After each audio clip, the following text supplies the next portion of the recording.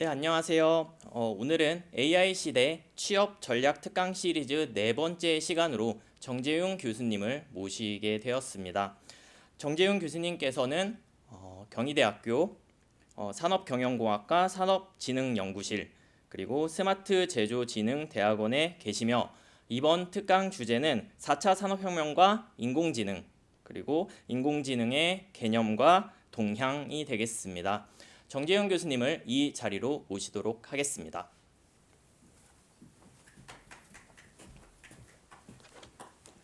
네, 반갑습니다. 오늘 강연을 맡게 된 경희대학교 정재윤입니다.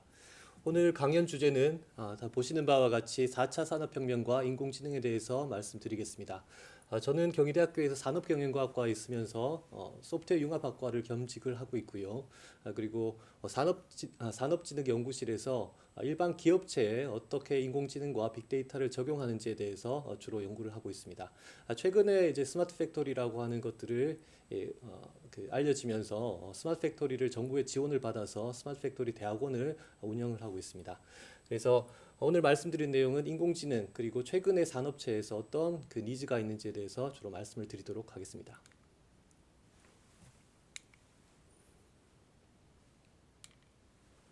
네, 자료 구성은 4차 산업혁명과 인공지능의 관계에 대해서 말씀을 드리고 그 이후에 인공지능과 머신러닝 그리고 그 기술 및 동향에 대해서 말씀드리겠습니다. 자, 먼저 산업에 대해서 한번 생각해 볼 필요가 있습니다. 저희가 인류의 역사를 한번 살펴보면요. 어, 수십억 년 전부터 보통 저희가 한 30억 년에서 50억 년 전부터 인간 현생 인류가 이렇게 지구상에 자리를 잡았습니다. 자, 그리고 그 이후에 저희가 인간이 그 첫 번째 우리 채집의 시대라고 이야기를 하죠. 주로 인류가 태어나서 그리고 이 자연에 주로 기대어서 많이 활동을 했었습니다. 그리고 우리가 스스로 생산 활동을 할 수 없었던 시대입니다. 그리고 두 번째 우리가 이야기를 하는 것이 한 3,000년 전 정도의 한국 경우에는 2, 3,000년 전부터 농경이 시작이 되었습니다. 그래서 농경 문화라고 하는 것이 하나의 1차 산업, 기초적인 산업이라고 보실 수가 있겠습니다. 그래서 산업의 의미는 저희가 인간이 자연을 이용하고 활용하는 것이 아니라 스스로 경작 활동을 하면서 인간이 필요한 것들을 만들어내는 그 시대가 비로소 시작이 된 것이라고 보시면 되겠습니다. 세 번째가 여러분들 잘 아시는 산업혁명입니다. 제가 18세기 후반에 영국에서부터 시작이 되었는데요. 18세기 후반이니까 지금부터 한 250년 전 정도라고 보실 수가 있겠습니다. 그래서 두 번째 이제 사람이 농경 활동을 통해서 산업 활동을 시작을 했다면 산업혁명 시대는 저희가 스스로 작동하는 기계 장치, 즉 증기기관과 같은 기계 장치를 만들어서 사람이 동물이나 그리고 물이나 이런 자연의 힘을 빌리지 않고도 스스로 작동하는 장치를 만든 아주 뜻깊은 의미 있는 시대입니다. 최근에 저희가 지금 현재 저희가 겪고 있는 것을 정보화 시대라고 부릅니다. 그래서 정보화 컴퓨터가 개발된 것은 이제 1950년대 근처이지만 실제로 산업 현장에 확대가 되게 된 것은 아마 90년대 중반쯤이라고 보시는 게 좋을 것 같습니다. 90년대 중반쯤에는 한국에서도 인터넷이 활성화가 되기 시작합니다. 그래서 여기서 이야기하는 정보화 시대에서 정보라고 하는 것이 네트워크를 통해서 각 기업 그리고 담당자들 그리고 부서들 간에 정보를 교환을 하면서 좀 더 활발하고 빠르고 신속한 어떤 산업 활동을 하게 될 수 있는 이런 계기가 만들어집니다. 자, 그리고 지금 이제 저희가 2020년 올해 2월 1일인데요. 지금 현재까지 이렇게 큰 변화들을 한번 살펴보면 저희가 아까 농경 활동들은 이제 한 수천 년, 2, 3천 년 전이었고요. 그리고 산업혁명은 한 200년 전, 2, 300년, 250년 전이고요. 그리고 제가 말씀드린 정보화 시대는 본격적인 정보화 시대는 한 20년 전, 2, 30년 전이라고 보시면 되겠습니다. 그래서 1000년대에서 100년대 그리고 10년대 이렇게 산업 환경이 바뀌는 것이 급속도로 빨라지고 있습니다. 그렇죠. 그리고 앞으로 현재도 지금 4차 산업혁명과 같이 많은 그 변화의 시대에 있지만 앞으로 얼마나 더 빨라질지 그것들을 예측하기 힘든 상태가 될 것 같습니다. 그래서 앞으로 이제 나타날 시대를 우리가 여러 가지로 표현할 수가 있는데요. 그 중에서 제가 말씀드리고 싶은 키워드는 증강의 시대입니다. 그래서 오그멘티드 에이지라고 부를 수가 있습니다. 다음 모든 것과 같이 사람이 저런 어떤 증가된 기존의 사람보다 훨씬 더 강화된 어떤 인류로 발전하게 되는 어떤 계기가 앞으로 만들어질 것이고요. 그 중심에 있는 두 가지 기술이 오늘 말씀드릴 빅데이터와 AI라고 보시면 되겠습니다. 그래서 사람은 컴퓨터, 우리가 잘 아는 여러분들 다 지금도 컴퓨터로 아마 동영상을 보고 계실 것 같고요. 컴퓨터와 사람을 비교를 하게 되면 일단 컴퓨터는 기록을 해두게 되면 잊어버리지는 않습니다. 기억, 메모리가 아무래도 기억 용량이 사람보다 훨씬 더 뛰어나다라고 하는 것들을 우리가 예상할 수가 있습니다. 그리고 간단한 연산들 그리고 필요한 계산 작업들이 사람보다 훨씬 더 뛰어납니다. 그게 AI라고 볼 수가 있죠. 그래서 사람이 가지고 있는 어떤 기억의 한계를 극복해주기 위해서 우리가 다음과 같이 빅데이터를 구축을 해서 우리가 있었던 세부적인 내용들, 오늘 있었던 강의 자료, 그리고 여러분들이 오늘 생활했었던 어떤 핸드폰을 통해 접속했던 기록들을 낱낱이 이제 기록을 할 수 있는 환경이 이제 빅데이터입니다. 기업체는 더 하겠죠. 기업체는 여러 가지 생산 활동을 하면서 고객의 정보, 그리고 제품의 정보, 그리고 제품의 어떤 판매, 서비스 등등에 관련된 데이터를 축적을 해서 어떻게 하면 경쟁 기업보다 훨씬 더 빠르고 신속하게 고객의 니즈를 맞출 수 있는지를 고민하는 데 활용할 수 있는 시대가 빅데이터 시대라고 보시면 되겠습니다. 두 번째는 AI인데요. 최근에 AI는 주로 데이터를 분석으로 학습하는 방향으로 많이 진행이 되고 있습니다. 그래서 빅데이터와 AI가 서로 결합이 되겠죠. 그렇지만 AI는 방대한 데이터로부터 사람이 인지하고 저희가 메타인지라고 부르죠. 사람이 어떤 사건이나 또는 현상들을 이해하는 어떤 지식들을 한층 더 업그레이드 시킨 기술들이 AI라고 말씀드릴 수 있겠습니다. 그래서 저희가 앞으로 펼쳐질 증강의 시대에서 데이터를 얼마만큼 잘 활용할 것이고 그리고 그걸 얼마만큼 효율적으로 효과적으로 분석해서 우리가 삶이나 또는 산업에서 활용할 수 있도록 개선시킬 것인지 이것이 오늘 말씀드릴 주제라고 보실 수가 있겠습니다. 예, 첫 번째 제가 말씀드릴 내용은 한번 이런 키워드를 한번 던져봤습니다. 저희 나이키가 과거에 이런 이야기를 했습니다. 나이키의 최고의 경쟁자가 누구이냐? 아디다스가 아니라 구글이다 이렇게 이야기를 했습니다. 자, 그만큼 이제 전통 산업에 있었던 이제 기업들도 세상이 바뀌고 이런 ICT 기술들이 얼마만큼 빠르게 바뀌고 있으면서 그것들이 본인의 어떤 핵심적인 핵심적인 가치에 어떤 도달할 것에 대해서 매우 이제 심각하게 고민을 하고 있다라고 하는 것을 예로 들 수 있겠습니다. 자, 여기 두 가지가 있습니다. 앞에는 구글의 자율주행차이고요. 그리고 두 번째는 이제 카카오뱅크입니다. 자, 둘의 공통점은 전통 산업의 ICT 기술이 이제 진입을 하면서 어떤 업의 형태를 바꾸고 있다라고 보실 수가 있습니다. 그래서 산업에서 우리가 기업들이 매출을 올리고 성장하기 위해서는 주변 기업들보다 핵심적인 경쟁력을 가져야 됩니다. 첫 번째 자동차 산업에서는요, 여러분들 생각하시다시피 내연기관이 핵심적인 어떤 기술입니다. 그래서 우리가 그 내연기관을 통해서 얼마만큼 안정적이고 그리고 효율적인 연비가 높은 자동차를 생산할지에 관련된 것들이 자동차 조립업체 그리고 제작업체 그리고 부품업체들이 이제 그동안 수십 년간 쌓아놓은 어떤 가치였었는데요. 이런 자율주행차 시대로 바뀌면서 일단은 전기차로 바뀔 것이고요. 그래서 전장장치가 들어가고 자동차도 하나의 어떤 이동하는 소프트웨어 그리고 컴퓨터 같은 이제 계산 장치가 될 것이다 이렇게 생각을 할 수가 있습니다. 자, 그러면 이제 바뀐 어떤 자동차 산업은 자동차는 어쨌든 우리가 일상생활에서 가장 중요한 어떤 이동 수단입니다. 자동차가 없이 저희가 삶을 영위할 수는 없겠죠. 그런데 자동차 산업에서 어떤 것이 바뀌었나요? 이제 핵심적인 경쟁을 이기기 위한 어떤 차별적 경쟁력을 가지는 요소가 내연기관에서 전기 장치 그리고 더 나가서 이걸 분석하는 어떤 인공지능으로 빠르게 바뀌고 있습니다. 그래서 이번에 그 CES에서도 이런 자동차 산업에서 여러 가지 이제 IT 업체들이 많은 전시를 했었습니다. 자, 두 번째는 이제 은행입니다. 은행은 아시다시피 자본주의 사회에서 가장 핵심적인 어떤 서비스 산업을 담당하고 있고요. 그 은행도 이제 ICT를 통한 모바일 그리고 인터넷을 통해서 오프라인 매점이 없어지는 그런 이제 뱅크로 바뀌고 있습니다. 두 가지를 보면 전통적으로 우리가 있었던 자동차 산업이나 또는 은행 같은 산업들도 ICT 기업들이 어떤 핵심적인 가치를 이제 창출할 수 있는 시대로 바뀌고 있습니다. 그래서 기존의 기업들도 많이 이제 새로운 어떤 이제 시대의 변화에 대응할 수 있는 상황으로 바뀌어야 된다 이렇게 보실 수가 있겠습니다. 네, 두 번째는 개인입니다. 사실 저희는 이제 저희가 CEO나 기업의 오너라고 가정을 하시게 되면 여기 그런 분들도 계실 텐데요. 그렇죠. 일반적으로는 저희가 어떤 그 직원 또는 개인이라고 생각을 했을 때 그러면 우리는 어떻게 대응해야 되냐, 개인은 어떻게 대응해야 되냐 한번 생각해 볼 수가 있습니다. 자, 아래에 이제 있는 것이 전통적인 우리 전문가 집단이라고 할 수 있는 의사가 있네요. 그렇죠?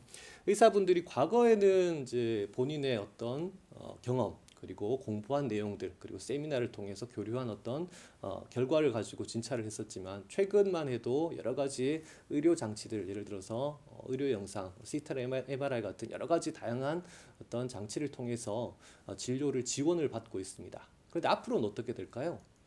그렇죠? 지금 이런 의료 장치들이 의사분들이 진찰을 하고 진료를 하는 판단을 하는데 도움을 받는 도구가 되겠지만 앞으로는 주된 역할들이 아마 소프트웨어나 이런 AI 같은 기술들이 이제 주로 줄을 하게 되고 사람은 최종적인 결과에 대해서 이렇게 확인을 하고 검토를 해서 어떤 의사결정을 내리는 사람과의 그 어떤 환자와의 의사결정 소통을 통해서 의사결정을 내리는 주체로 일부 역할이 좀 바뀌지 않을까 싶습니다. 그래서 의사분들이 없어지지는 않겠지만 좀 더 의사분들은 환자, 사람 간의 어떤 인터랙션을 많이 의사소통을 많이 하고 그리고 그분들의 어떤 니즈를 통해서 설명해주는 이런 역할로 무게중심이 옮겨갈 거라고 우리가 생각을 할 수가 있겠습니다.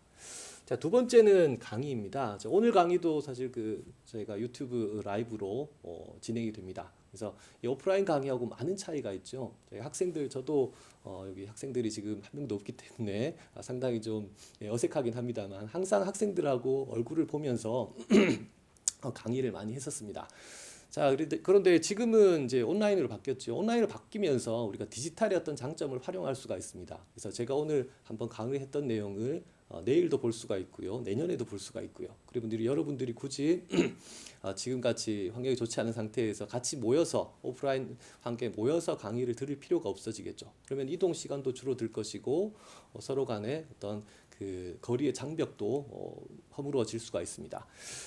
자, 반면에 어떤 단점도 있겠죠. 어쨌든 저희가 학생들하고 질의응답을 받는다던가 인터랙션이 좀 적어지기 때문에 어떤 그 강의 방법들이 조금 바뀌어야 될 것 같습니다. 어쨌든 강의라고 하는 것들도 앞으로 이제 오프라인 강의로 계속 진행이 되는 것이 아니라 오늘 같은 온라인 강의 그리고 온라인을 통해서 학습한 것들을 어떻게 인터랙션을 도와줄 수 있는 AI 기술들 그리고 오프라인의 지원 이런 것들로 바뀔 것 같습니다.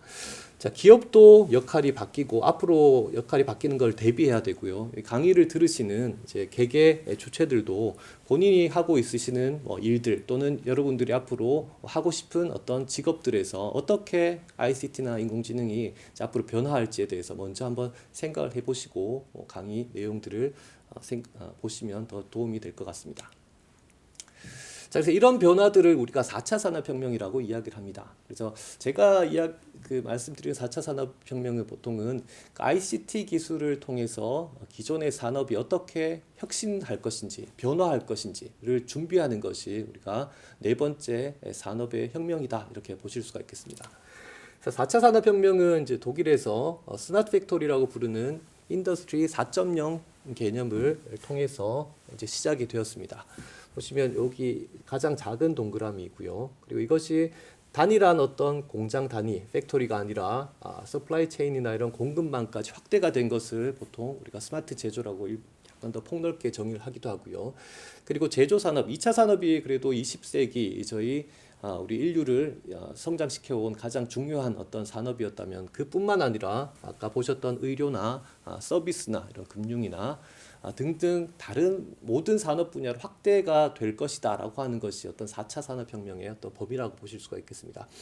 어쨌든 스마트 팩토리에서 중요하게 생각했었던 빅데이터나 인공지능 같은 오늘 말씀드릴 내용이 아주 핵심적인 가치로서 모든 산업에 영향을 미칠 것이고 그 영향을 미치는 방식들은 산업에 따라서 다양하게 바뀔 거라고 생각이 됩니다. 자, 빅데이터는 앞에서 말씀드린 것 같이 아주 양이 많은 데이터 이렇게 보실 수가 있겠습니다. 근데 저희가 정의를 한번 살펴보면 가트너가 2012년도에 내린 이제 정의가 가장 유명합니다. 그래서 우리가 3V라고 이야기를 하고요. 여기 있는 볼륨, 양이 많고 그리고 벨로시티, 그 많은 양의 데이터를 빠르게 분석할 수 있는 니즈가 존재를 하고요. 세 번째는 데이터의 종류가 다양해서 이런 세 가지 조건 중에서 보통 한 두 가지 이상 정도를 만족을 시키면 저희가 빅데이터다 이렇게 이야기를 할 수가 있다라고 통상적으로 이야기를 합니다.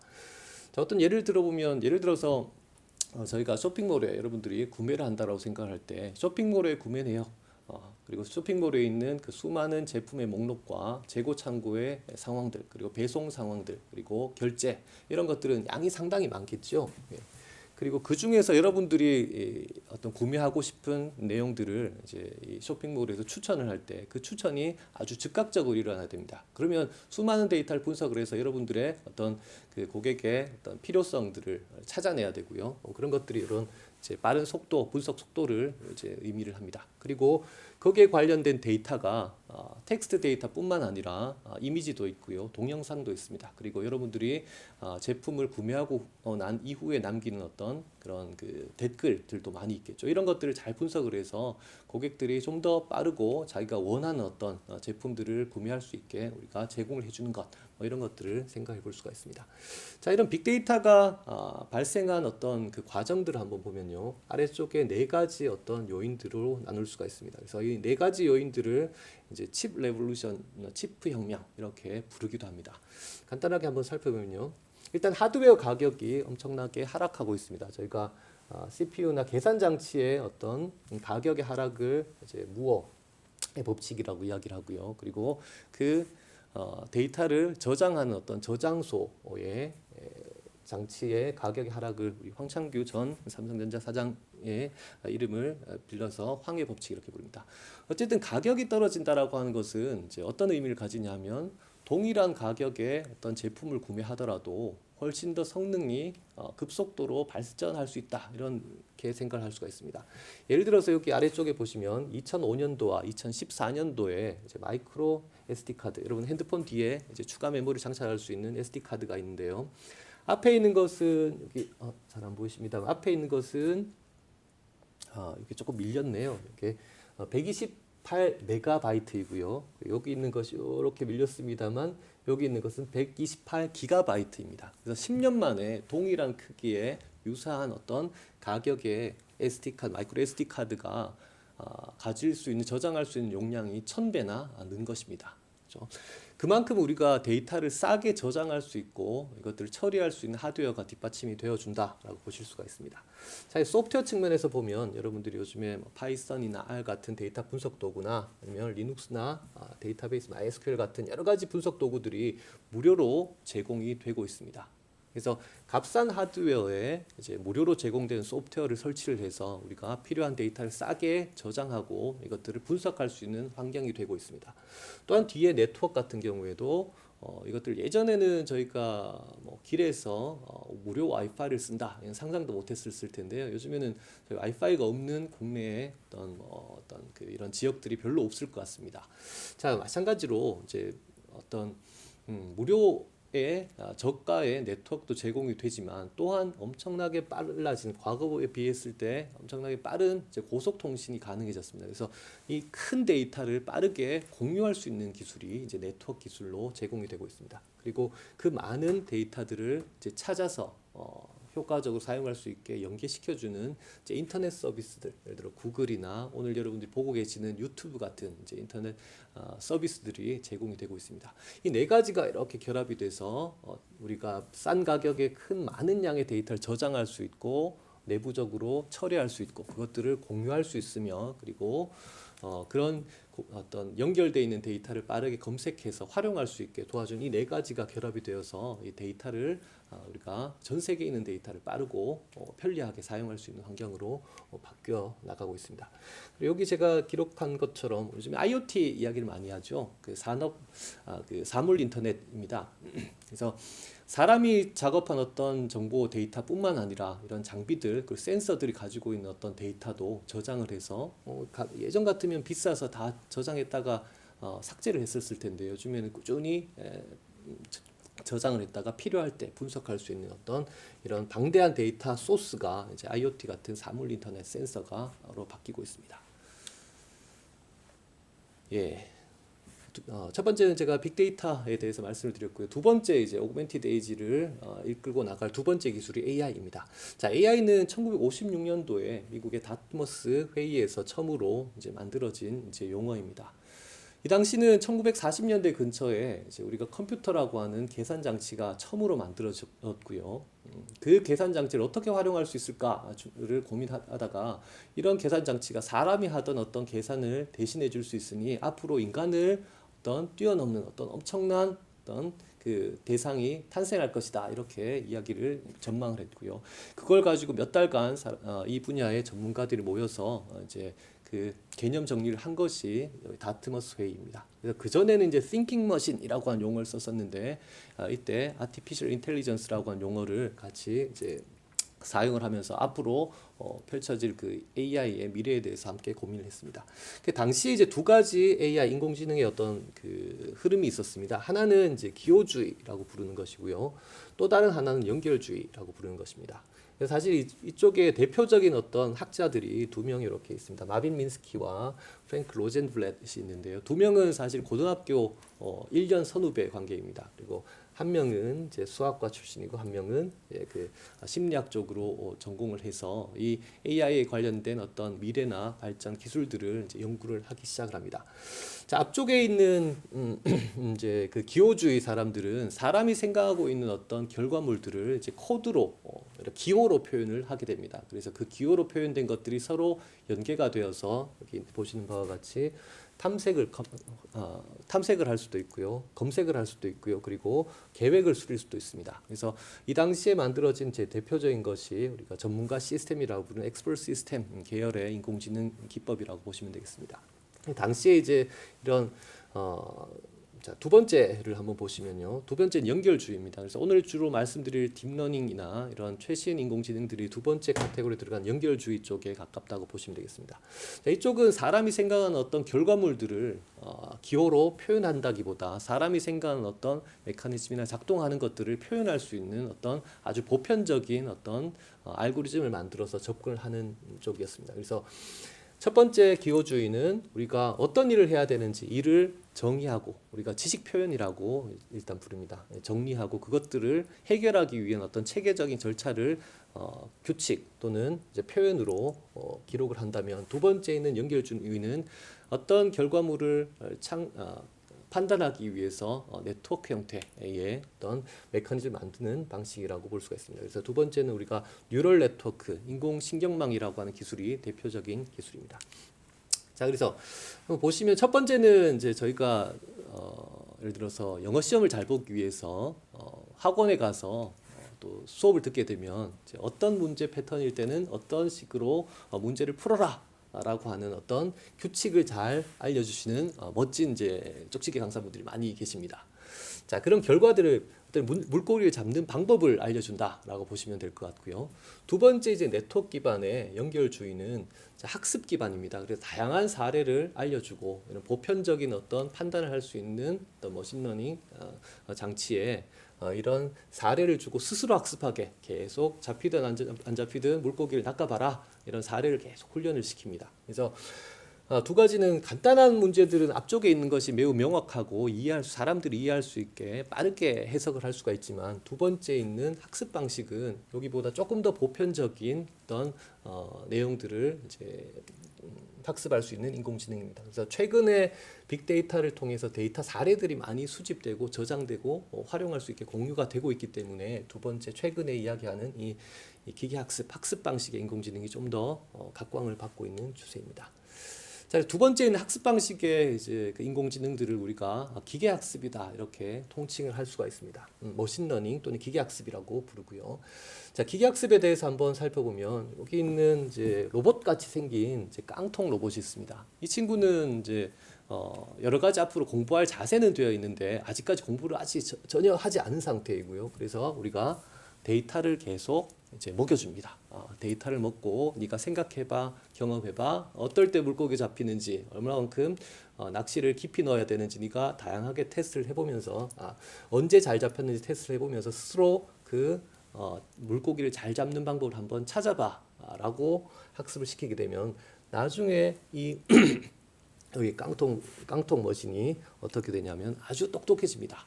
왜냐하면 이게 IT라고 하는 데이터로 주어지는 내용들을 학습하는 데는 사람이 실제로 경험하는 것보다 훨씬 더 빠른 시간에 효과적인 어떤 학습을 할 수 있게 알고리즘들이 만들어져 있어서요. 데이터를 많이 빅데이터로 경험을 시켜주면 시켜줄수록 그 내부적인 어떤 학습 역량들이 이제 급격하게 발전을 해서 나중에는 새로운 어떤 환경의 강에 가서도 이런 깊은 강에서는 어떤 물고기가 잘 잡힐 것 같으니 어떤 찌를 써서 얼마 정도 깊이에 낚싯대를 집어넣으면 바로 얼마 정도 사이즈의 큰 물고기가 잡힐 것 같더라, 이런 것들을 바로 알려주는 이런 이제 학습을 하는 방식입니다. 그래서 기계학습은 이제 다양한 경험이나 데이터를 통해서 스스로 내부적인 어떤 최적의 알고리즘을 만들어 나가는 어떤 알고리즘들, 이론들이라고 보시면 되겠습니다. 자, 그래서 조금 더 이제 더 들어가면요, 기계학습의 유형으로 저희가 세 가지를 보통 분류를 할 수가 있습니다. 그래서 인공지능 중에서 학습 기반의 어떤 방식들을 우리가 기계학습이라고 부르고요. 기계학습 중에서 우리가 다시 세 가지로 분류를 하면 지도학습, 그리고 비지도학습, 그리고 강화학습 세 가지로 나눌 수가 있습니다. 앞에 있는 두 가지는 저희가 데이터 기반의 어떤 학습 방식이다라고 보시면 되겠습니다. 그래서 빅데이터를 활용해서 학습을 하는 방식이고요.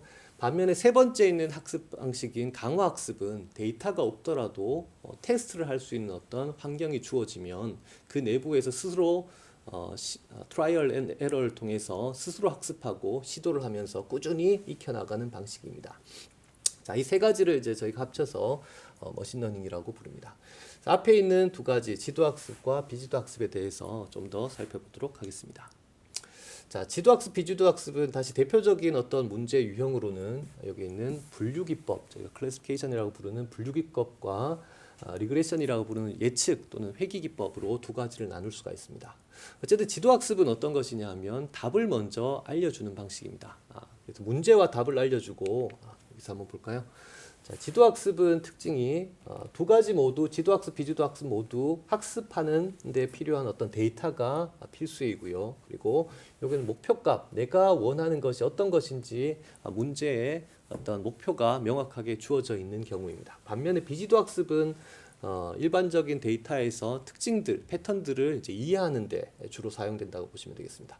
예를 들어서 앞에서 아까 말씀드린 것 같이 고객에게 어떤 제품을 추천을 한다라고 했을 때 새로운 어떤 이 포인터라고 하는 제품을 그 고객에게 추천을 했을 때 살까 말까, 살지 말지, 그리고 세 가지 제품 중에 어떤 제품을 더 선호할지를 결정하는 것이 우리가 여기 있는 지도학습이라고 보면 되겠습니다. 여기서 목표값이라고 하는 건 그때 목표값은 내가 살 거냐 말 거냐, 구매 여부가 될 수가 있을 것이고요. 그리고 두 번째는 구매를 한다면 어떤 모형 또는 어떤 색상의 제품을 구매할 것이냐라고 하는 명확한 어떤 목표 값이 있습니다. 반면에 두 번째 있는 비지도 학습은 있는 저희가 군집화나 이상 탐지 같은 경우가 있을 텐데요. 수만 명의 고객들 중에서 어떤 고객들이 유사한 어떤 기호를 가지고 있고 니즈를 가지고 있는지, 그리고 어떤 고객들이 이제 비슷한 제품들을 검색하고 있는지, 이런 것들을 이제 그룹핑을 해서 각각 고객에 따라서 별도의 이제 판매 전략들을 수립할 수가 있을 것입니다. 그리고 또 우리가 금융 같은 경우에는 신용카드를 쓰다 보면 좀 이상한 도난 같은 이상한 패턴들이 있습니다. 그런 것들을 이제 찾아서 알려주는 것이 이제 비지도 학습입니다. 앞에와 달리 우리가 아까 고객을 분류를 하지만 어떤 목표가 정해져서 분류를 한다기보다 수많은 어떤 특징들을 가지고 있는 어떤 나이나 지역이나 성별이나 또는 어떤 시간이나 이런 것들이 다른 고객들을 유사하게 분류를 해주는 어떤 다른 측면에서 우리가 목표가 정해져 있지 않는다. 그래서 여기 있는 지도하는 어떤 특정 값이 없는 비지도 학습이다, 이렇게 부릅니다. 지도학습에서 제가 말씀드린 것처럼 이제 구매 여부를 결정하거나 또는 색상을 결정하거나 이런 주어진 어떤 선택지 중에서 하나를 채택하는 것을 우리가 분류 문제라고 부르고요. 두 번째는 예측 문제는 이 사람의 어떤 통신 사용량이 얼마만큼 될 것이냐. 이 사람의 1년 동안 이동 패턴을 봤을 때, 사용 패턴을 봤을 때 다음 달에 구매할 어떤 액수나 또는 통신 사용량이 얼마나 될 것이냐, 이런 수치 값을 이제 예측하는 것을 우리가 회귀 또는 예측 리그레션 이렇게 부릅니다. 예, 그리고 방금 말씀드렸던 것들처럼 고객을 비슷한 고객들 군집화를 한다던가 또는 연관 분석 같은 이런 기법들이 있습니다. 자, 아래쪽에 있는 이제 내용들은 이제 이것들을 구현하기, 이런 문제들을 구현하기 위한 세부적인 이제 수학 통계적인 어떤 알고리즘을 보시면 되겠습니다. 그래서 나중에 관심이 있으신 분들은 우리 전공 과목을 통해서 학습을 하실 수가 있을 거라고 생각이 듭니다.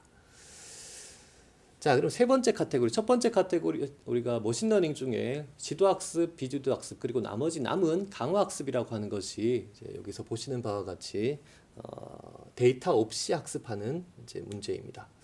한번 보시죠. 자, 딥마인드는 구글의 인수가 된 우리 알파고를 만든 그 유명한 회사입니다.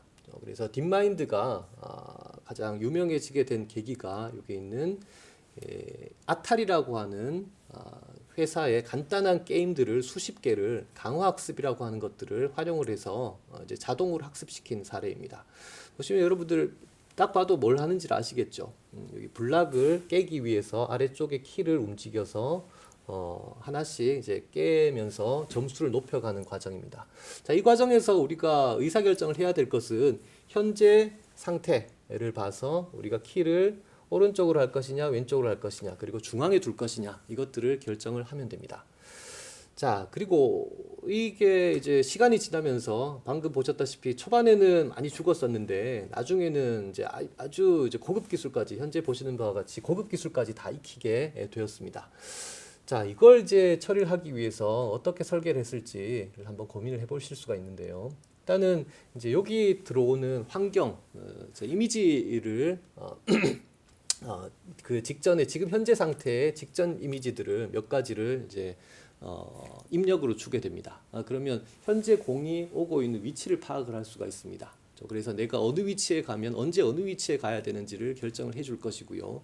그리고 점수의 어떤 그 변화를 봐서 내가 어떻게 행동을 했을 때 아까처럼 엄청나게 점수가 빨리 올라가는지를 학습을 해볼 수가 있습니다.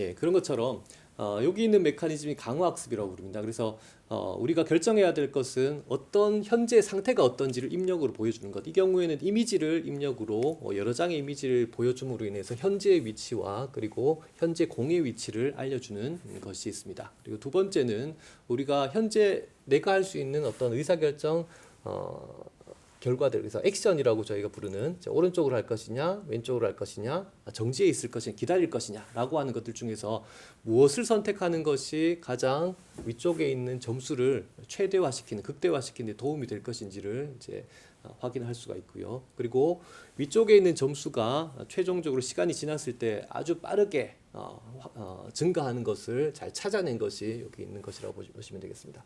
그래서 이런 앞쪽에 있는 것을 깨도 되겠지만 이런 약한 부분들을 이제 저희 파괴해서 안쪽에 집어넣었을 때 점수가 한 번의 액션으로 수많은 점수들이 이제 빠르게 올라가는 것들을 이제 결과적으로 찾았다, 이렇게 보시면 될 것 같습니다. 자, 그래서 이걸 강화학습 중에서 이런 부분들을 우리가 심층 강화학습이라고 부릅니다. 그래서 딥러닝을 활용한 강화학습 기법이라고 보시면 되겠습니다. 자, 앞에서 보신 것들처럼 우리가 머신러닝 기법을 세 가지로 나눴습니다. 그리고 그런 머신러닝 기법들이 이제 지도학습, 비지도학습, 그리고 강화학습 같은 기법들이 어떻게 이제 산업에서 적용되는지를 간단하게 한번 보도록 하겠습니다. 그래서 제 생각에는 이제 여기 있는 것처럼 2016년, 2017년에 걸쳐서 인공지능에 개발된 인공지능 기술이 대중에게 빠르게 이제 전달되고 확산되는 어떤 계기가 되었습니다. 그래서 여러분 잘 아시는 이세돌 기사와 알파고의 어떤 대국도 있었고요. 그리고 트럼프가 클린턴 후보자를 능가할 것이라고 예측하는 어떤 미디어나 일반 분석자들이 거의 없었는데 인공지능이 이런 빅데이터 분석을 통해서 예측을 했다던가 또는 이제 우버가 기존에 사용하고 있던 그 기존에 개발되어 있었던 자율주행 기술들을 이제 실제로 이제 운행에 이렇게 도입을 하게 된 계기 등이 있습니다. 마지막에 있는 것도 상당히 재미있는 이제 사례여서 한번 소개를 드리면요. 아마존에 우리 그 AI 스피커가 있지 않습니까? 국내에 있는 AI 스피커처럼 아마존에 있는 AI 스피커에 들어가 있는 이제 엔진이 에코인데요. 이게 아마존은 어쨌든 그 우리가 그 전자 쇼핑몰 원래 여러분 잘 아시는 것 같이 그 온라인 그 서점을 통해서 시작을 해서 세계적인 어떤 그 온라인 쇼핑몰을 가지고 있는 회사입니다. 그런데 이 온라인 쇼핑몰에 접근할 수 있는 경로가 아무래도 이제 마이크로소프트사의 그 플랫폼을 통해서 들어온다던가 또 구글의 어떤 모바일 폰을 통해서 들어온다던가 이런 경유를 하게 되다 보니까 이런 이 친구들이 이런 그 아마존에서 AI 스피커를 통해서 직접 어떤 구매를 하는데 걸리는 시간도 줄이고 사람들이 좀 더 편하게 물건을 구매할 수 있게 만들어낸 것이 이제 AI 스피커라고 생각할 수가 있습니다.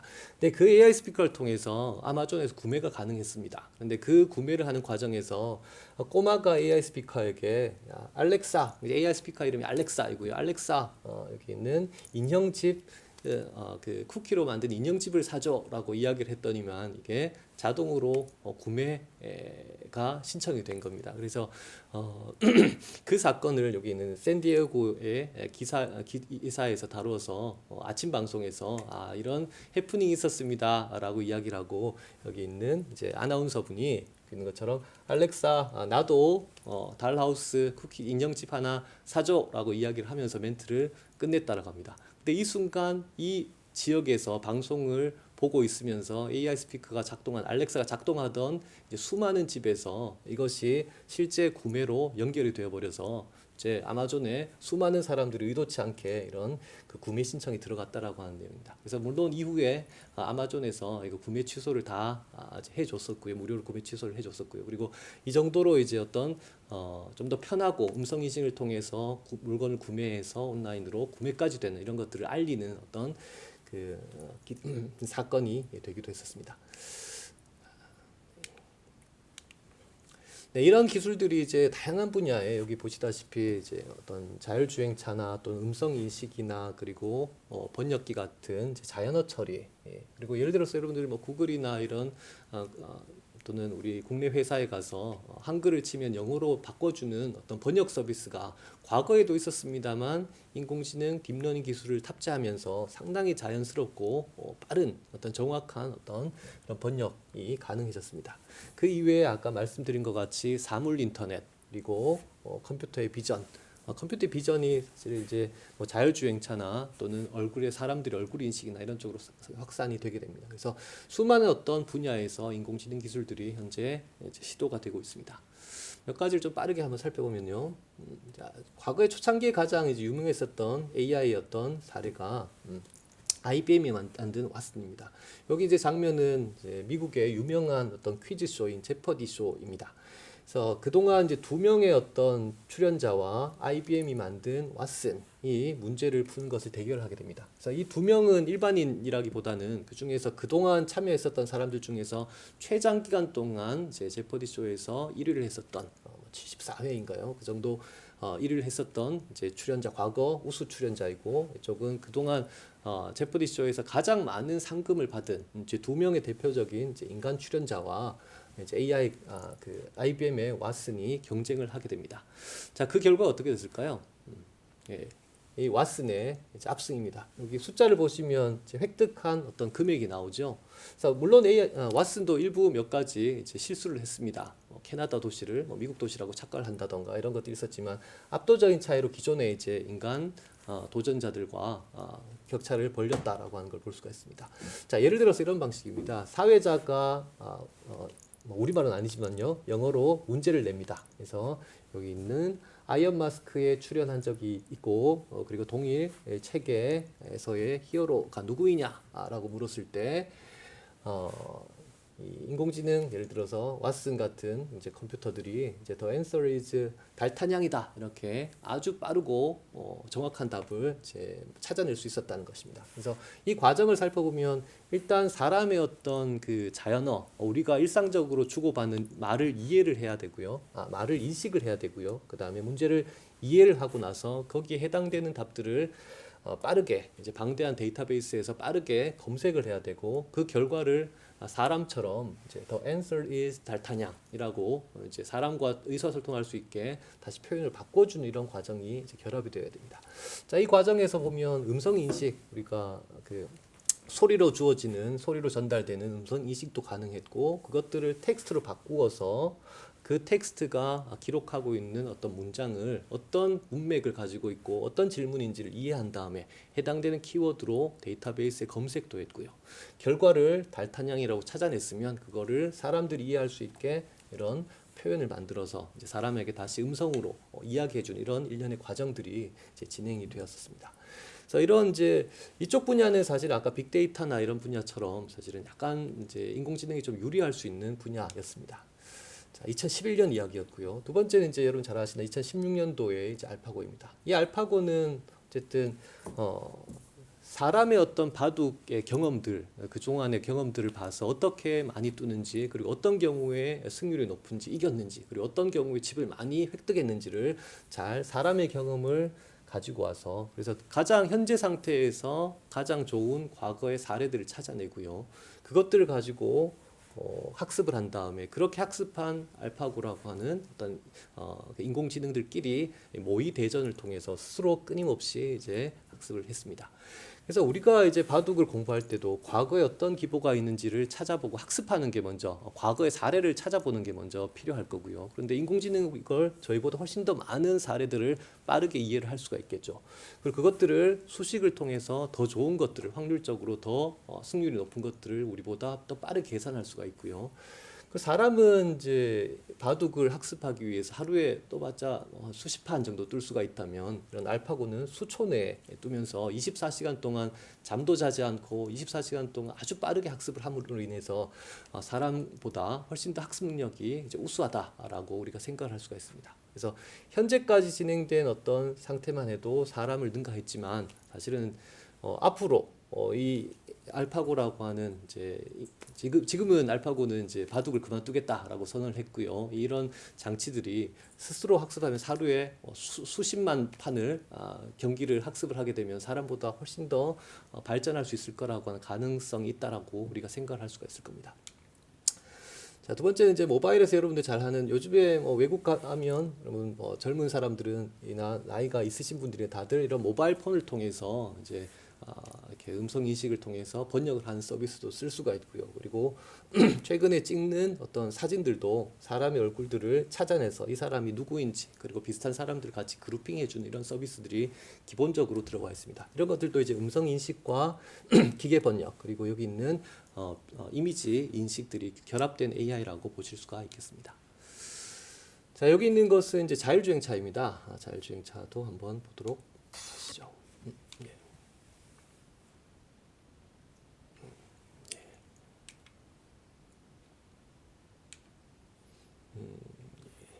예, 자율주행차가 네, 됐습니다. 자동차는 우리가 일반적으로 생각할 수 있는 일반인들이 가질 수 있는 자산 중에서 부동산 이외에 가장 이제 고가인 이제 제품입니다. 그래서 그 말씀은 아주 큰 산업, 대표적인 어떤 산업이라고 보실 수가 있고요. 그 자동차가 앞으로 우리가 나가야 될 방향이 어떤 방향인지를 보실 수가 있습니다. 그래서 사람은 앉아 있기만 한데 엔진이 그 핸들이 자동으로 움직이고 있고 아래쪽에 있는 엑셀과 브레이크가 자동으로 이제 제어가 됩니다. 자, 이걸 하기 위해서 우리가 사람처럼 몇 가지 정도의 어떤 이제 시나리오를 생각해 볼 수가 있겠죠. 사람이 운전을 할 때 대부분은 시각 정보를 바탕으로 해서 차선도 바꾸고 그리고 속도도 줄이고 라고 합니다. 자, 그런 것들이 이제 비전으로 이렇게 이제 비전 중에 중에서도 이제 동영상이네요. 실시간 동영상에 어떤 객체를 감지하고 그 객체가 무엇인지, 움직이는 것인지 정지해 있는 것인지 등등을 판단한 다음에 이제 길을 따라서 이렇게 주행을 할 수 있는 것입니다. 그래서 인식된 정보를 바탕으로 해서 어떤 속도로 엑셀레이터를 밟아야 될지, 그리고 브레이크를 언제쯤부터 눌러야 될지 이런 것들도 같이 학습을 해서 가장 부드럽고 이제 편안한 어떤 자율주행차를 이제 만들 수가 있습니다. 자, 이런 기술들도 이제 앞에서 말씀드린 것 같은 어떤 비전 그리고 컨트롤 같은 것들을 학습을 하게 됩니다. 자, 그리고 이제 인공지능이 하기 어려운 분야가 어떤 것이 있을까? 그래서 이런 그림이나 작곡 같은 이런 창작 활동들이 힘들지 않을까라고 생각을 하고 있습니다. 그래서 자, AI가 정말 그림이나 작곡을 할 수 있을 것이냐라고 이야기를 하고요. 아래쪽에 있는 사례들을 한번 보면 이런 같이 마이크로소프트 AI가 렘브란트풍의 어떤 그림을 흉내낸다던가, 또는 여기 있는 구글 AI가 반 고흐의 그림을 유사하게 흉내를 낸다던가, 이런 것들이 이제 진행이 되고 있었습니다. 자, 그리고 위쪽에 있는 것은 인공지능이 이제 스스로 만든 어떤 음악과 모차르트의 어떤 과거 작곡한 그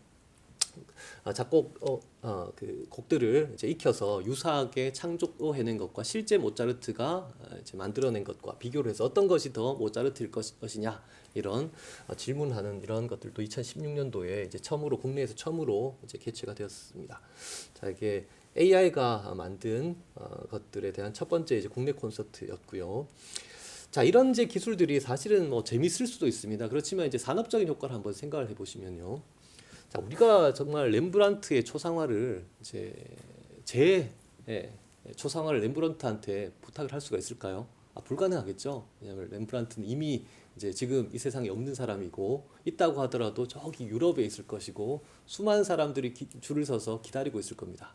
그리고 요청을 하는 순간 제가 엄청난 그 비용을 지불을 해야 할 것입니다. 근데 만약에 우리가 AI가 만들 수 있는 렘브란트풍의 그림을 그릴 수 있는 서비스가 있다고 가정하게 되면, 우리는 유럽까지 갈 필요도 없고 아주 빠른 속도로 제공되는 서비스를 이용해서 이제 제 초상화를 렘브란트풍으로 이제 그릴 수가 있겠죠. 자, 이런 사례들을 실제로 이제 우리가 금융 서비스에 적용한 것이 이제 로보 어드바이저 같은 서비스입니다. 그래서 프라이빗 뱅킹이라고 하는 개인 자산 관리 같은 서비스는 사실은 이제 자산이 많은 분들을 대상으로 해서 아주 이제 개인적인 어떤 고급 서비스를 제공을 하고 있지만, 마찬가지로 빠르고 이제 그 사람의 어떤 성향을 파악해서 이제 저렴하고 빠르게 제공할 수 있는 이제 IT 기술, 인공지능 이제 그 서비스가 로보 어드바이저로 개발이 되면서, 우리도 뭐 수백만 원을 가지고 있는 자산을 어떻게 내가 안전 그 선호도에 따라서 배분해서 포트폴리오를 구성할까라고 하는 것들도 이제 가능해진 시대가 온 겁니다. 그래서 AI가 여러 가지 위협이 있긴 하지만 이제 산업에서는 싸고 빠르고, 그래서 많은 사람들에게 보편적인 어떤 서비스를 제공할 수 있는 어떤 길을 열어주는 그런 장점도 가지고 있습니다. 그래서 AI 창작 활동 조금 더 한번 살펴보면요. 여기는 이제 미국에 있는 러커스 대학의 AI 랩에서 만든 그림입니다. 그래서 여기 있는 것이 다 AI가 만든 그림이고요. 사실 어떻게 보면 이제 조금 단순하다 이렇게 생각이 들 수도 있을 것 같습니다. 자, 근데 여기에서 조금 더 나가서 다음과 같은 그림도 마찬가지로 이제 AI가 그린 그림이고요. 그래서 위쪽과 아래쪽이 있는데요. 그래서 보시면 AI가 다양한 작품 활동을 해서 이런 그림들을 그렸을 때, 위에 있는 것은 둘 다 이제 AI가 그린 그림인데요. 사람들이한테 평가를 했을 때, 사람들이 봤을 때 조금 더 잘 그렸다라고 하는 그림들도 있고, 아래쪽과 같이 조금 어색하다, 별로 의미가 없다, 이런 그림들도 있습니다. 그래서 AI는 어쨌든 이제 다양한 어떤 시도를 해줄 수가 있고, 그 중에서 최종적인 의사결정을 하는 것이 내가 구매를 할 것이냐, 또는 AI가 만든 그림에 어떤 가치를 매길 것이냐, 판매를 할 것이냐라고 하는 것들은 사람이 최종적으로 판단을 하면 되겠습니다. 자, 그래서 앞에 있었던 것은 이제 사실은 여기 있는 것들은 AI 어떤 과거의 사례들, 사람의 결과물들을 활용을 해서 학습을 한 거라면, 여기는 조금 더 나가서 진보된 창작 활동을 하는 AI도 최근에 가능해지고 있고, 여러 가지로 지금 시도되고 있다, 이렇게 보시면 되겠습니다. 자, 다음과 같이 이제 뭐 단순한 서비스, 의료나 아니면 금융이나 이런 또 아까 제조나 자동차나 이런 분야들부터 해서 창작 활동들까지 이제 AI가 다양하게 일자리를 대체를 하고 있습니다. 대체를 할 것이라고 사람들이 우려를 하고 있습니다. 그렇지만 어쨌든 사람은 어떤 우리가 삶을 영위하는 것이 이제 일을 하기 위한 어떤 그 목표는 아닙니다. 그래서 사람이 좀 더 편하고 짧은 시간에 필요한 일들을 끝낼 수가 있고 힘든 일들을 대신해 줄 수 있는 AI 기술들을 우리가 잘 활용하기만 한다면 AI가 그렇게 위협적인 존재는 아닐 것이다라고 생각을 할 수가 있습니다.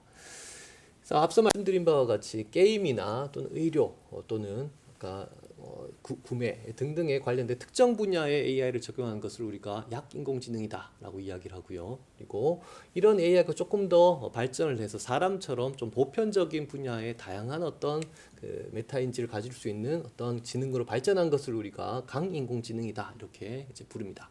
현재는 사실 약인공지능들을 이제 개발해서 각 분야의 문제들을 어떻게 AI나 빅데이터 기술로 해결할 수 있을 것인지 더 잘 해결할 수 있을 것인지를 고민하는 시대에 있습니다. 그래서 앞으로는 조금 더 보편적인 어떤 강인공지능으로 확산이 될 것 같습니다.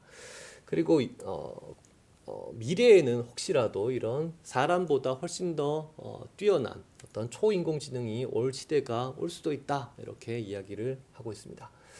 자, 이런 초인공지능 시대가 오게 되면 이제 사람보다 더 우수한 어떤 이제 소프트웨어 또는 기계가 와 사람과의 관계가 어떻게 될 것인지에 대해서 상당히 우려를 많이 하고 있고요. 이게 이제 AI의 이제 공포입니다. 포비아 뭐 이렇게 부르기도 하고요. 그래서 수많은 이제 유명한 분들이 이제 AI가 앞으로 사람을 위협할 수도 있겠다 이렇게 이야기를 하고 있지만 사실은 AI라고 하는 것도 어쨌든 사람이 창조한 어떤 이제 대상입니다. 결과물입니다. 그래서 AI를 우리 사람들의 어떤 삶을 윤택하게 하는데 잘 활용을 하게 되면 우리가 AI에 지배당하는 것이 아니라 우리가 AI를 지배해서 사람이 좀 더 우리가 즐길 수 있는 어떤 생활이나 어떤 이런 그 쪽으로 노동에서 조금 더 벗어나서 다양한 활동들, 인간적인 활동들을 하는데 활용할 수 있게 해주는 어떤 기반이 될 수 있는 어떤 훌륭한 기술이라고 생각이 됩니다.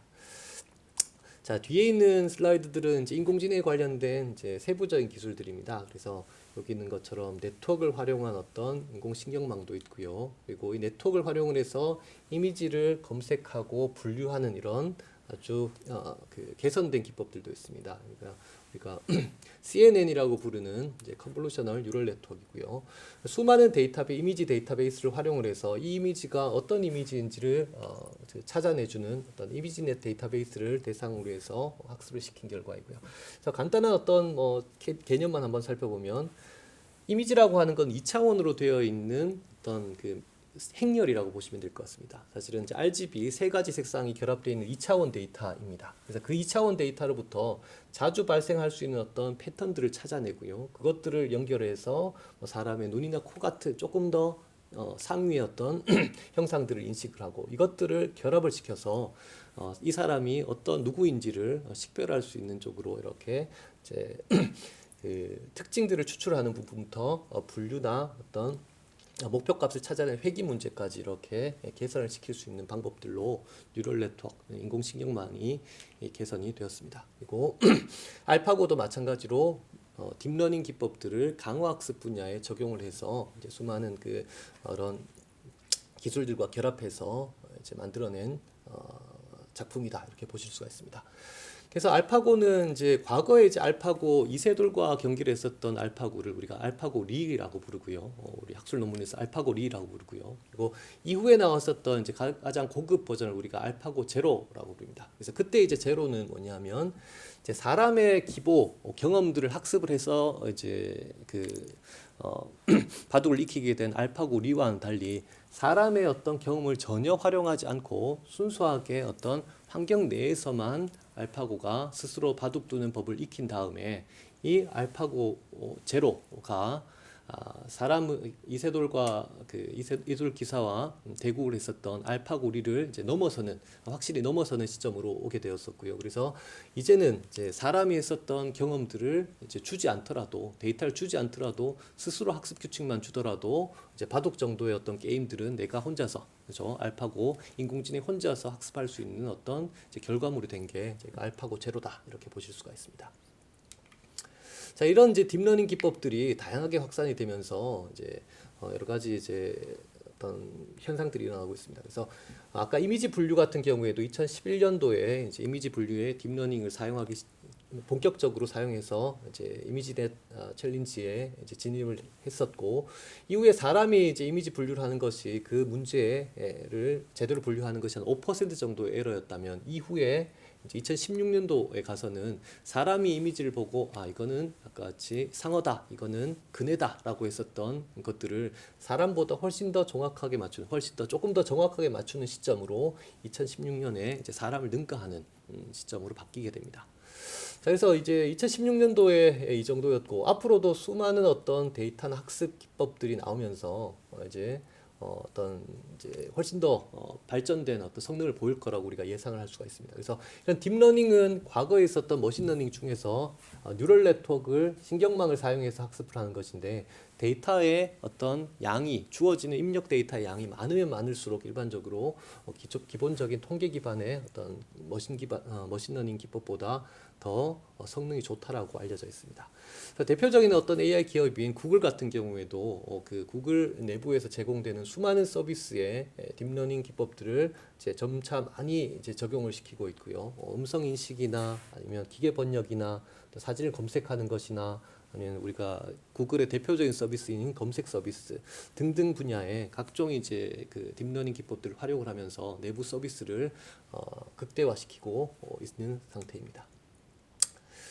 자, 그래서 이제 제가 AI에 대해서 말씀을 드렸습니다. 그래서 저희가 사실은 이제 산업 측면에서는 어떤 문제를 해결하기 위한 것, 아까처럼 이제 사람이 하고 있었던 자율주행을 어떻게 이제 소프트웨어나 인공지능이 대신하게 할 것이냐, 또는 아까처럼 인터넷의 구매를 활성화시켜서 이제 그 판매를 증가시키기 위해서 어떻게 제품을 추천할 것이냐, 어떤 고객에게 어떤 제품을 추천할 것이냐, 그리고 그 구매 확률이 어떻게 되는지, 이런 것들을 분석하는 수많은 기법들이 있었습니다. 그래서 그 분야의 어떤 노하우를 통해서 익히게 된 어떤 휴리스틱 기법들도 있었고요. 경험을 통한 어떤 방법이라고 보시면 되겠습니다. 자, 그리고 두 번째는 이제 최적화 수리 모형을 통해서 문제를 가장 효과적으로 풀 수 있는 어떤 최적화 수리 기법들도 있었습니다. 최근에 이제 아까 오늘 말씀드린 내용들은 데이터를 기반으로, 주로 데이터를 기반으로 해서 어떤 문제를 해결하고 있는 어떤 머신러닝 기법이나 딥러닝 기법들이 이제 개발이 되었습니다. 그래서 이런 여러 가지 기법들이 동일한 문제를 푸는 데 있어서 장단점을 가지고 있습니다. 그래서 여러분들이 다양한 전공에서 어떤 문제를 이제 나중에 사회에서 직면하실지 모르겠지만, 그 분야에서 현재까지 이제 가지고 있었던 경험과 그리고 수리적인 모델들과 비교해서 어떤 경우에 데이터 기반의 이런 인공지능들이 이제 성능을 더 개선할 수 있는지를 잘 이해를 하신다면 각 분야에서 인공지능을 효과적으로 활용하실 수 있을 거라고 생각이 됩니다. 그래서 이런 것들을 하기 위해서는 자기 분야에 일단은 전문가가 되어야 되는 것 같습니다. 그래서 각 분야에서 전문적인 지식을 익히시고, 그리고 문제를 해결하는 어떤 방법들을 잘 익히게 된다면 다양한 전공 분야에서 인공지능을 효과적으로 활용하실 수 있는 어떤 사람이 될 수 있을 거라고 생각이 됩니다.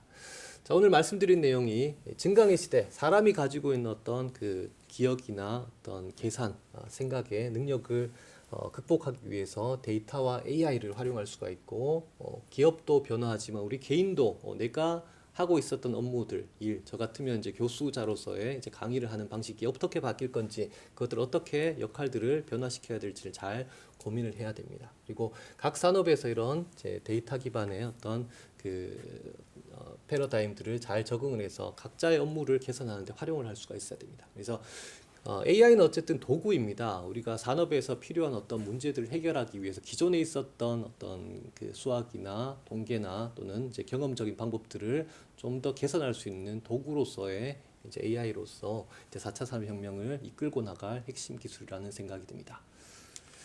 예, 이상으로 오늘의 강연을 마치기로 하고요. 자, 그리고 앞에 저희 긴 시간 동안 같이 강연에 참석해 주신 교수님들께 그 질의응답을 한번 짧은 질의응답을 한번 받도록 해보겠습니다. 예, 부탁드립니다. 네, 오늘 그 강연 해주셔가지고 감사드리고요. 저는 이제 전기전자과에 있는 박찬수라고 합니다. 저도 이제 유사한 분야에서 이제 좀 이런 내용들에 대해 고민을 많이 하고 있는데, 조금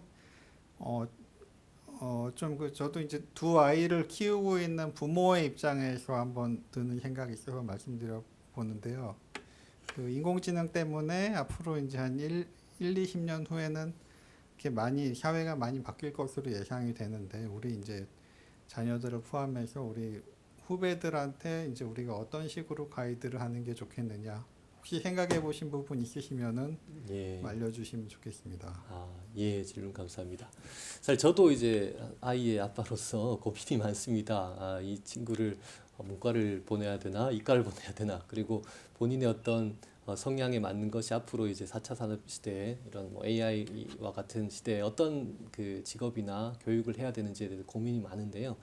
일단은 본인의 어떤 그 기호, 성향들이 중요한 것 같고요. 내가 원하는 일을 일단 해야 할 것 같습니다. 아까 마지막에 말씀드린 것 같이 어떤 AI나 빅데이터 같은 것들도 도구일 뿐이고요. 이걸 어떻게 활용할지는 자기가 하고 싶은 일에 활용할 수 있을 때 더 훨씬 더 발휘를 할 수가 있을 거라고 생각이 됩니다. 그리고 또 하나는 과거보다 바뀐 것이 이제 사람은 아까처럼 단순한 기억을 한다던가 예전엔 저희가 똑똑한 사람이다라고 하게 되면 내 머릿속에 많은 것을 기억해 놓고 있다가 질문에 답변을 잘하는 사람이라고 생각을 한다면 요즘에는 사실 스마트폰이 있기 때문에 그런 단순한 지식들은 묻지 않지 않습니까? 그런 것처럼 이제 어떤 새로운 상황에 닥쳤을 때 빠르게 검색해서 의사결정을 내릴 수 있는 사람이 점점 필요해지는 것 같고요. 거기에서 더 직업적으로 봤을 때는 단순한 어떤 기억이나 이런 경험들보다는 이제 그 사람들을 대할 수 있는 그래서 우리가 결국에는 산업이라고 하는 것은 사람들을 지원해 주기 위한 여러 가지 기술입니다. 그래서